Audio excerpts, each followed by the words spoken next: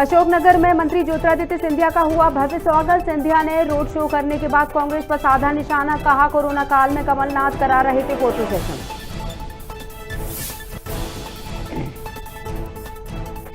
चाचौड़ा में स्वास्थ्य कर्मचारियों की लापरवाही आई सामने। अस्पताल के गेट पर महिला की हुई डिलीवरी। अस्पताल में मौजूद नहीं था स्टाफ।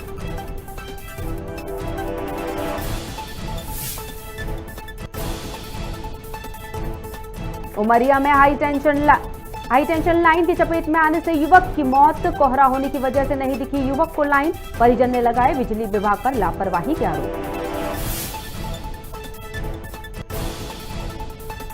पुष्पराजगढ़ में 17 साल की किशोरी का मिला शव। क्षेत्र में फैली सनसनी। परिजनों ने थाना परिसर में शव को रखकर किया हंगामा। आरोपी को गिरफ्तार करने की कर रहे मांग। और शुजालपुर के काला पीपल में 3 बच्चों की मौत। तालाब में मिले मासूमों के शव। नहाते समय डूबने से हुई थी बच्चों की मौत।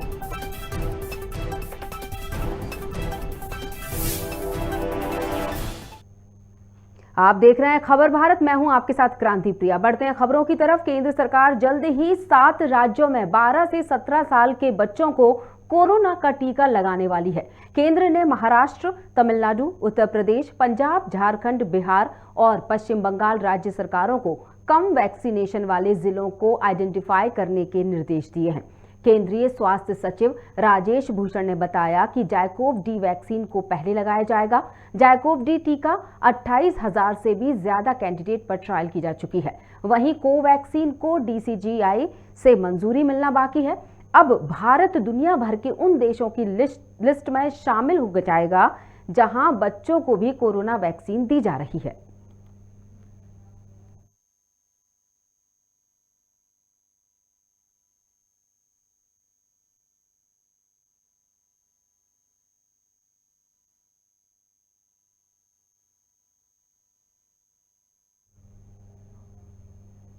अशोकनगर में केंद्रीय उड्डयन मंत्री ज्योतिरादित्य सिंधिया का ऐतिहासिक स्वागत किया गया। केंद्रीय मंत्री रोड जनसभा को संबोधित कर रहे थे, जहां उन्होंने केंद्र सरकार पर जमकर निशाना साधते हुए कहा कि कोरोना के बढ़ते दौर में कमलनाथ जी को मीटिंग करने की फुर्सत नहीं है, बल्कि इंदौर के फिल्म स्टार्स के साथ फोटो सेशन करवा रहे थे। वहीं उन्होंने ये बात भी अपने भाषण में कही कि प्रधानमंत्री नरेंद्र मोदी और मुख्यमंत्री शिवराज सिंह चौहान की उन्होंने अपने भाषण में जमकर तारीफ की। इस दौरान मध्य प्रदेश के स्वास्थ्य मंत्री प्रभुराम चौधरी, राज्य मंत्री बृजेंद्र सिंह यादव सहित कई भाजपा नेता मौजूद रहे।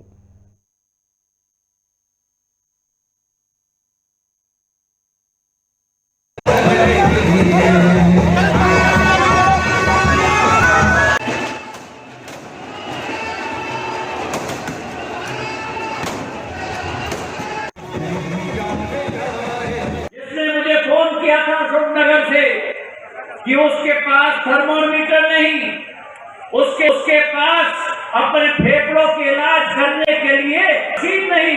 उस समय मैंने जग्गी जी को फोन किया था और उस नौजवान को 20 मिनट के अंदर गांव के अंदर अशोकनगर में हमने थर्मोमीटर और फेफड़ों का मशीन पहुंचाया। मेरे भाइयों और बहनों, वो कोरोना काल, जिस कोरोना काल में इंजेक्शन नहीं मिल रहा था, मध्य प्रदेश 1000 रेमडेसिविर के इंजेक्शन दिलवाए।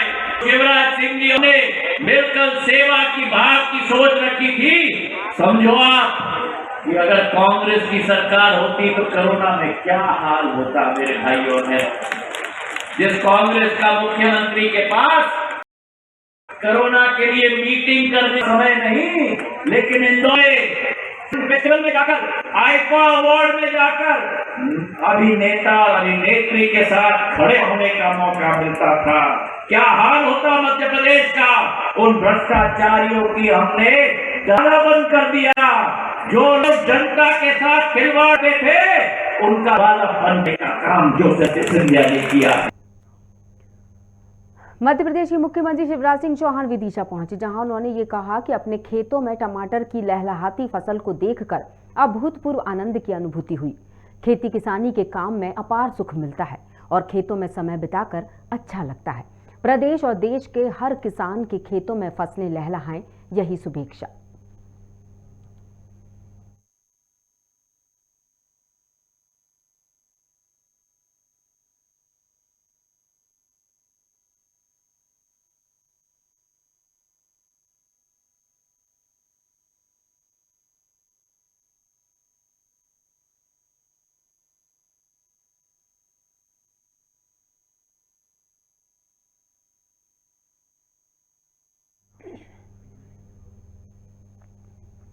गुना जिले के चाचौड़ा प्राथमिक स्वास्थ्य केंद्र में स्वास्थ्य विभाग की बड़ी लापरवाही सामने आई। अस्पताल में स्टाफ मौजूद न होने की वजह से कोडालिया ग्राम से आई एक महिला की अस्पताल के बाहर गेट पर ही डिलीवरी हो गई। वहीं डिलीवरी के बाद भी स्वास्थ्य विभाग के द्वारा ध्यान नहीं दिया गया और थोड़ी देर बाद बीएमओ डॉक्टर टिंकू वर्मा मौके पर पहुंचे और महिला को अस्पताल में भर्ती कराया।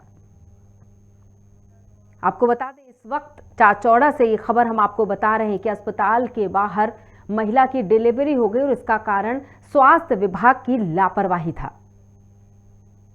सर मान लो हम लेकर आया, अस्पताल में धस गई, उन्हें की बाहर निकालो ना, कोई नहीं देते। अस्पताल में कौन कौन था उस समय? कोई नहीं था, दो तीन बेटे थे। हाँ, उन्हें की बिना ले जाओ। हाँ, इनमें कोई नहीं, हम बाहर निकाली। उसकी बस की नहीं की, वो अस्पताल आगे गिर गई। मैं टेम्पो कर लाया, इतना में क्या पे कोई नहीं गई। कौन क्या हुआ फिर इसके बाद? फिर मैं टेम्पो कर लाया। हाँ, उनके चलते डॉक्टर सब आ गया था, पीछे आया वो। पहले क्या तो डिलीवरी के बाहर ही हो गई थी क्या? बाहर हो ही नहीं, दरवाजे का आगे, दरवाजे के आगे हुई थी। दरवाजे का आगे। डॉक्टर वगैरह कब आए? सब पीछे आया, सब बाद में आए। सब बाद में। आप कौन हो इनके? इसका पता नहीं। और अभी हमने सुना कि किस तरह से महिला की स्वास्थ्य केंद्र के बाहर ही डिलीवरी हो जाती है क्योंकि डॉक्टर वहां मौजूद नहीं थे। इस पर चर्चा करते हैं, हमारे साथ जुड़ चुके हैं बीएमओ और उनसे हम सवाल रखेंगे। डॉक्टर टिंकू वर्मा जी, बहुत बहुत स्वागत है आपका।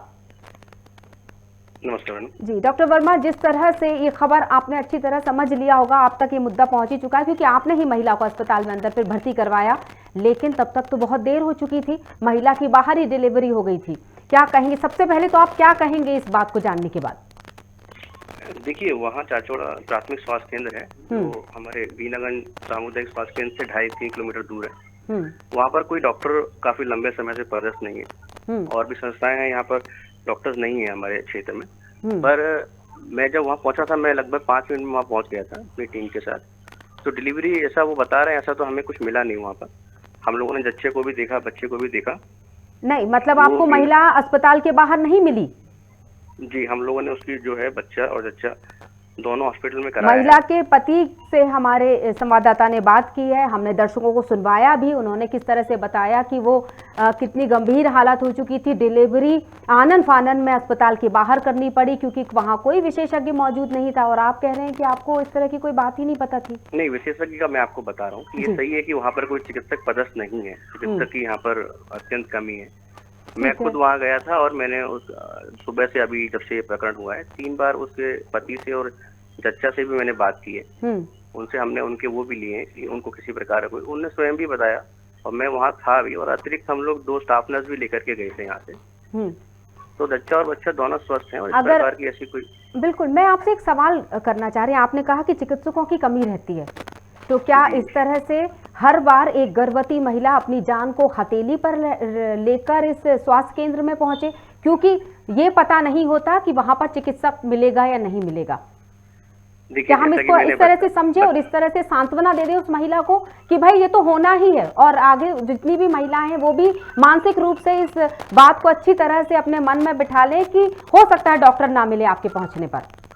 देखिए, इस संबंध में तो मैं ज्यादा इसलिए नहीं बोल सकता क्योंकि चिकित्सकों की भर्ती या पदस्थापना करा मेरे कार्य क्षेत्र में नहीं रहता। जितने चिकित्सक होते हैं, जैसे मैं स्वयं भी पिछले 10 माह से एक भी दिन की अवकाश पर नहीं गया हूँ, विगत 10 माह से मैं निरंतर यहाँ कार्य कर रहा हूँ। तो फिर इसका मतलब परेशानी तो सबसे पहले आपकी पहुँचनी चाहिए अधिकारियों के पास, क्योंकि चिकित्सकों की तो कमी है, इसमें तो कोई राय नहीं है। तो क्या आपने इस समस्या को आगे बढ़ाया था? 10 महीने पहले की बात करती हूँ अब मैं आपसे। देखिए, चिकित्सकों की कमी हमने कई बार निरंतर अवगत भी कराया हमारे वरिष्ठ अधिकारियों को। मैं चाहूंगी उन वरिष्ठ अधिकारी का आप नाम जरूर ले स्क्रीन पर। देखिए, चूंकि ये एक भर्ती प्रक्रिया रहती है चिकित्सकों की शासन से, जब भी चिकित्सक नियुक्त होते हैं तो आते हैं। हमने हमारे सीएमएचओ महोदय को भी अवगत कराया हुआ है। हमारी 3 संस्थाएं हैं, तीनों आपको एक आप इस बात को बहुत अच्छी तरह जानते होंगे डॉक्टर वर्मा कि जो प्राकृतिक चीजें हैं उन पर बस नहीं चलता है, ठीक है जी। कहते हैं गर्भावस्था के बाद माँ का दूसरा जन्म होता है। दूसरा जन्म तब होता है जब माँ एक बच्चे को डिलीवर करती है, जन्म देती है। यहाँ तो माँ की जान पहले ही बनाई है, क्या हम समय से पहले उसकी जान लेने पर आतुर नहीं है? देखिए, मैं आपसे पूरी तरह सहमत हूँ कि निश्चित रूप से गर्भवती माता के लिए बहुत सारी कठिनाइयाँ होती हैं, लेकिन 10 महीने से परंतु आपकी जहाँ आवाज पर नहीं सुनी जितना जा रही। सोचिए आप। हमारे स्तर से हम जितनी बेहतर सुविधाएं हम दे सकते हैं, हम लोग अपनी तरफ से पूरा प्रयास करते हैं। और आज के प्रकरण में भी बच्चा 3 kg का है, नॉर्मल हुआ है, न जच्चा का कोई समस्या है। बच्चे भी के बहुत अच्छा पैदा है। होने के बारे में नहीं पूछा मैंने आपसे ये सवाल, बच्चा कितना है, कितने वजन का है, बच्चा बच गया और जच्चा बच्चा दोनों सुरक्षित हैं, ये तो भाग्य की बात है, क्योंकि वहां तो कोई चिकित्सक मौजूद था ही नहीं सर। नहीं, ये फिर से मैं आपको बता रहा हूँ ना कि मैंने खुद वहाँ बच्चे को असिस्ट किया है, जच्चा को भी असिस्ट किया है। हमारे सिस्टरों ने खुद सारा जो है क्लैम्प कॉर्ड, जो भी हमारे प्रोटोकॉल्स रहते हैं, हमने खुद प्लेसेंटा उसका डिलीवर कराया है, यूट्राइन मसाज किया है, उसके बाद जो हमें इंजेक्शन देने रहते हैं, जो ट्रीटमेंट देने रहते हैं, हमने खुद किया है। तो मैं इस बात अभी से भी देखिए, अभी भी डॉक्टर वर्मा वही बात हो रही, मैं आपको इस घटना के पहले की बात बता रही हूँ, डिलीवरी के पहले की बात मैं आपको बता रही हूँ कि जब गर्भवती महिला पहुंची थी तब कोई भी वहां मौजूद नहीं था, और आप खुद सहमत हैं इस बात से, आप खुद कह रहे हैं कि वहां चिकित्सकों की कमी होती है। वहाँ पर चिकित्सक नहीं है, वहाँ पर बिल्कुल मैं सहमत हूँ इस बात से, लेकिन क्या इसका समाधान नहीं निकाला जा सकता, या फिर हम इस बात की, अब हमारी बातचीत को मैं यही खत्म कर दूं कि हमारे पास इसका कोई समाधान नहीं है। बीएमओ टिंकू वर्मा ये कह रहे हैं कि चिकित्सकों की कमी है, तो शायद आने वाले समय में भी इस तरह की समस्या उठानी पड़ सकती है महिला को। देखिए, चिकित्सकों की जहाँ तक आप बात कर रहे हैं, वहाँ तो मैं असमर्थ हूँ कि मैं अपने स्तर से चिकित्सक तो नहीं ला सकता, पर जैसा कि आप कह रहे हैं वहाँ पर स्टाफ नहीं था, ये बिल्कुल गलत है।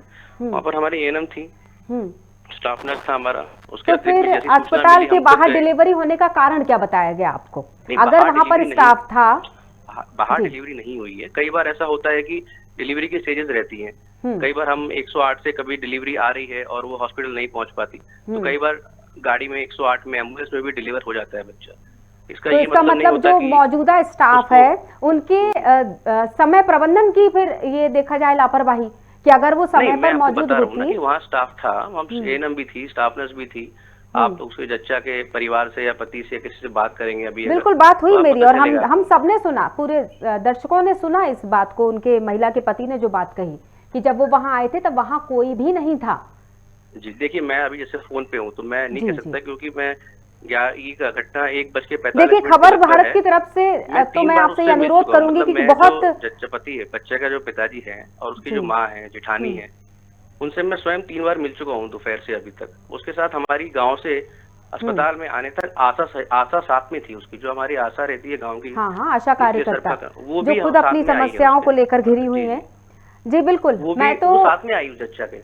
बिल्कुल बीएमओ साहब, मैं बस यही आपसे निवेदन करना चाहूंगी कि इस तरह की अब लापरवाही दोबारा ना हो। जिस तरह से आपने बोला कि चिकित्सकों की कमी है, लेकिन वहां कार्यकर्ता मौजूद थे, आप दूसरी तरफ ये भी बोल रहे हैं, इसका मतलब ये कि चिकित्सक अगर वहां, विशेषज्ञ वहां अगर नहीं पहुंच पाए, तो जो मौजूदा वहां स्टाफ था वो अगर समय पर होता, क्योंकि आप कुछ और बात कह रहे हैं, महिला का पति कुछ और बात कह रहा है, तो दोनों की बातचीत में कोई तालमेल नहीं है, और भुक्तभोगी दरअसल बता रहा है कि क्या उसके साथ हुआ था। तो मैं आपसे ये जरूर कहना चाहूंगी कि बच्चे के पिताजी के पास से आया हूँ, मुझे उसने इस तरह की कोई बात नहीं, व्यवस्थाओं को बनाए रखना बीएमओ की जिम्मेदारी होती है। वहां पर आप अपनी बात को ऊपर पहुंचा भी रहे हैं। आपसे खेद व्यक्त करता हूँ चिकित्सकों के संबंध में, मतलब मेरा जो है, और ये उम्मीद जरूर हम आपसे करेंगे डॉक्टर वर्मा कि आने वाले समय में इस तरह की कोई भी लापरवाही ना बरती जाए, क्योंकि इस बार तो गर्भवती महिला, जच्चा और बच्चा दोनों सुरक्षित है, लेकिन आने वाले समय में क्या होगा ये तो भविष्य बताएगा। फिलहाल के लिए बहुत बहुत शुक्रिया। Thank you.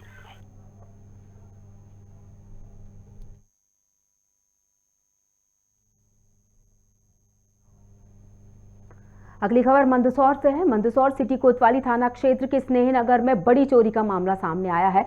विश्व हिंदू परिषद के जिला सेवा प्रमुख विनोद जाट के सूने मकान पर चोरों ने धावा बोल दिया।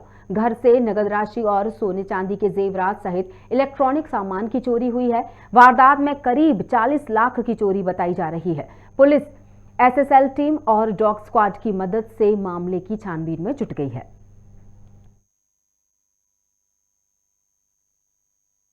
वो उनके किसी रिश्तेदारी दुर्घटना में डेथ हो गई थी, इस वजह से परिवार को लेकर उत्तर प्रदेश गए हुए थे, और आज रात्रि में उनके घर में से चोरी हुई है।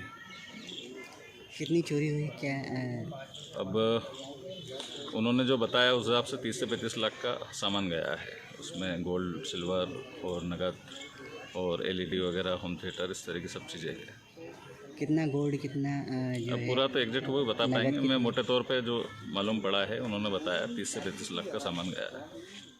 क्या घटना हुई है, क्या है पूरा मामला? इसने नगर में विनोद जी जाट का मकान है। इनका जो है नई आबादी में इलेक्ट्रॉनिक्स की दुकान थी, लेकिन ये इनका इसने नगर में मकान बना हुआ है। ये इनका उत्तर प्रदेश में इनके रिश्तेदार की किसी की डेथ हो गई थी 29 तारीख को, तो ये वहाँ पे जो है गए हुए थे। 29 तारीख से यहाँ घर में ताला लगा हुआ था और 4 दिसंबर की रात कुछ चोरी की घटना हुई है। सवेरे पड़ोसियों ने जानकारी दी है और ताले अंदर के भी तोड़े गए हैं और रिश्तेदार इनके आए हैं और उनके आधार पर FIR दर्ज की जा रही है और उसमें जल्दी योजना कर आरोपियों को गिरफ्तार किया जाएगा। उमरिया जिले के नौरोजाबाद थाना क्षेत्र के ग्राम आमा डोंगरी में हाई टेंशन लाइन की चपेट में आने से एक युवक की मौत हो गई। 11,000 लाइन की चपेट में आने से ये बड़ा हादसा हुआ। मृतक का नाम कमलेश पिता गोपाली सिंह बताया जा रहा है, जिसकी उम्र 45 साल है। दरअसल सुबह के वक्त कोहरा होने से युवक खेत में गिरी लाइन को नहीं देख पाया और हाई वोल्टेज लाइन के संपर्क में आने से उसकी मौत हो गई। मौके पर अधिकारी और क्षेत्रीय विधायक शिव नारायण सिंह पहुंचे। वहीं परिजनों ने बिजली विभाग पर लापरवाही के आरोप लगाए हैं।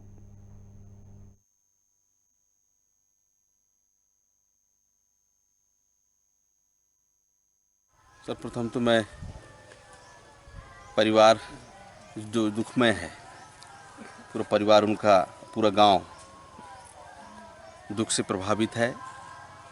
ऐसी घटना कोई सोचा भी नहीं था कि ऐसी घटना होगी।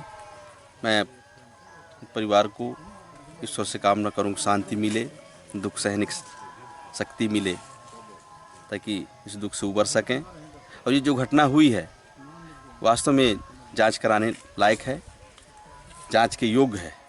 लगभग हमें जानकारी मिली उसके हिसाब से, जैसे यहाँ पे हमने जब देखा तो उससे ये पाया गया कि जैसे यहाँ पे इंसुलेटर था, तो रात में जैसे इंसुलेटर भस्ट हुआ होगा, तो इंसुलेटर भस्ट हुआ होगा तो लाइन का ट्रिप मारती है, लेकिन क्या लाइन ट्रिप नहीं मारी है, तार टूटा का टूटा रह गया और जो रिटर्न करंट है उसके कारण से इनका देहांत हो गया। ये बिजली वालों के लापरवाही से मतलब हमारे भाई का देहांत हो चुका है। ये गलती उनके ऊपर है। मैं यही देखा हूँ उनके ऊपर जो लाइट का वो तार गिरा रहा उसके ऊपर बिजली विभाग वाला ध्यान नहीं देते हैं। क्यों नहीं देते हैं भाई? उनके ऊपर के उनके लापरवाही के कारण ये दुर्घटना हो चुका है। नरेला में अब तक का सबसे बड़ा 3 दिवसीय चिकित्सा शिविर लगाया गया, जिसमें मुख्यमंत्री शिवराज सिंह चौहान और बीजेपी प्रदेश अध्यक्ष VD शर्मा पहुंचे। यहां देश भर के विशेषज्ञ निःशुल्क इलाज करा रहे हैं। सीएम शिवराज ने शिविर में अलग अलग जगहों से आए डॉक्टर्स को सम्मानित किया और सभी से वैक्सीन का दूसरा डोज लगवाने की अपील की। आपको बता दें कि स्वर्गीय कैलाश प्रसून सारंग की स्मृति में चिकित्सा शिक्षा मंत्री विश्वास सारंग द्वारा ये शिविर लगवाया गया है।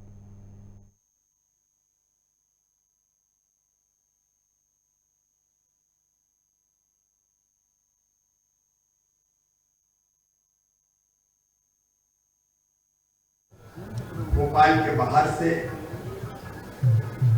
अलग अलग महानगरों से पधारे हुए हमारे सभी श्रद्धेय डॉक्टर्स जो आपके इलाज के लिए चेकअप के लिए आए हुए हैं, मैं उनका हृदय से स्वागत करता हूं और उनको धन्यवाद देता हूं। प्रिय बहनों, भाइयों, बेटे बेटियों, नर सेवा नारायण सेवा।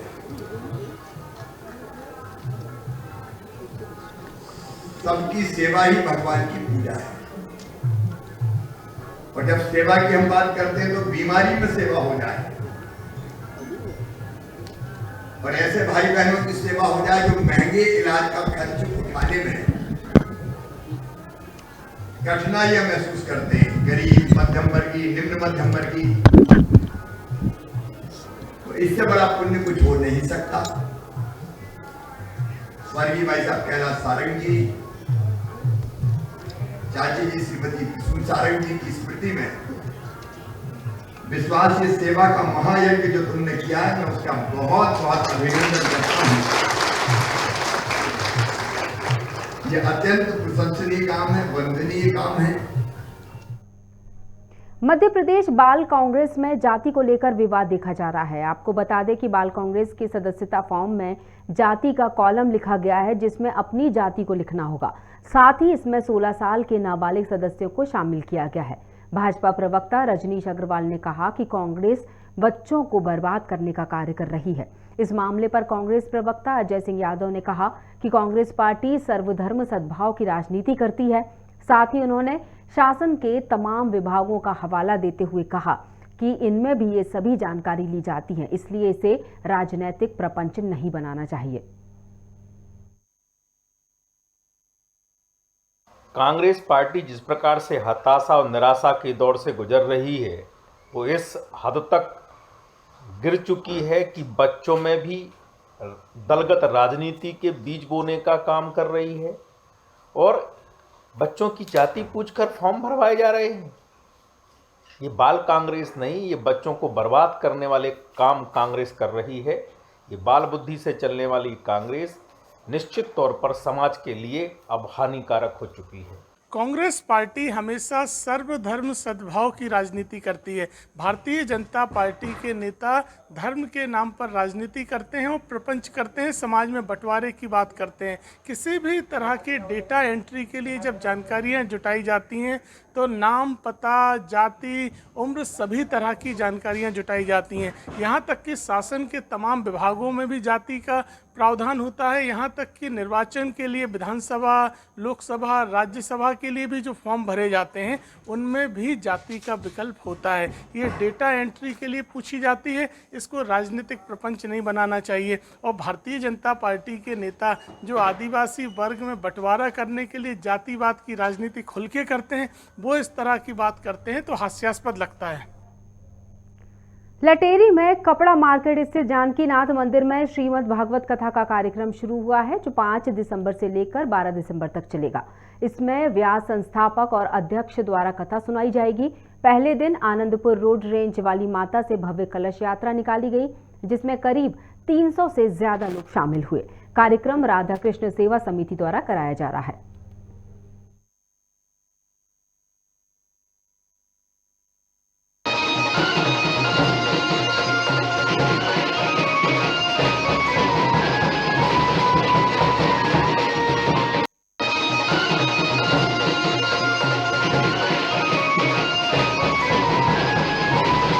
पुष्पराजगढ़ के ग्राम महोरा थाना राजेंद्र ग्राम में किशोरी का शव मिला है, जिससे क्षेत्र में सनसनी फैल गई है। तो वहीं किशोरी की उम्र लगभग 17 साल बताई जा रही है। परिजनों ने थाना परिसर में शव को रखकर आरोपी को गिरफ्तार करने की मांग की है।